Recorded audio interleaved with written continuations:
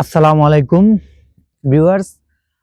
আজকে আলোচনা করব মিডল ইস্টের কোন কোন দেশ থেকে ইউরোপের কোন কোন দেশের ভিসা রেশিও ভালো আছে এবং আপনারা ফাইল জমা দিতে পারেন। অনেকে আমাকে প্রশ্ন করে থাকে, তাই বলতে হচ্ছে।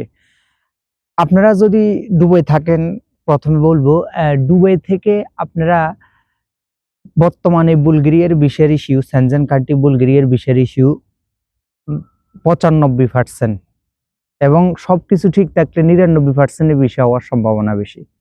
আপনারা দুবাই থেকে জমা দিতে পারেন বুলগেরিয়া, সেনজেন কান্ট্রি, এবং আপনারা জমা দিতে পারেন পর্তুগালের D1 job seeker sticker visa, কারণ পর্তুগালের ভিসাও হচ্ছে, এবং আয়ারল্যান্ডের জন্য দিতে পারেন ভিজিট ভিসা দুবাই থেকে।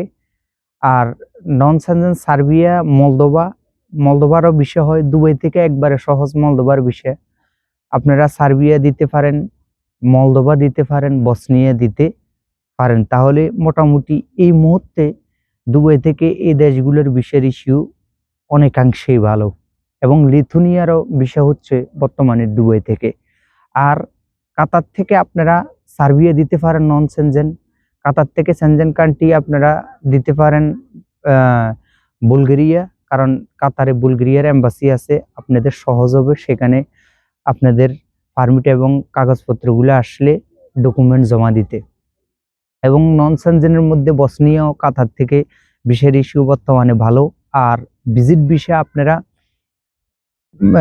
স্পেনের জন্য জমা দিতে পারেন, কেউ যদি ইনভাইটেশন দিতে পারে বা ইনভাইটেশন সংগ্রহ করতে পারেন, কাতার থেকেও হবে এবং দুবাই থেকেও হবে। স্পেনের ভিজিট ভিসা এই মুহূর্তে ভালো হচ্ছে। সৌদি আরবে যদিও বুলগেরিয়ার এম্বাসি থাকে, সেক্ষেত্রে একটু জটিলতা সৃষ্টি হয়।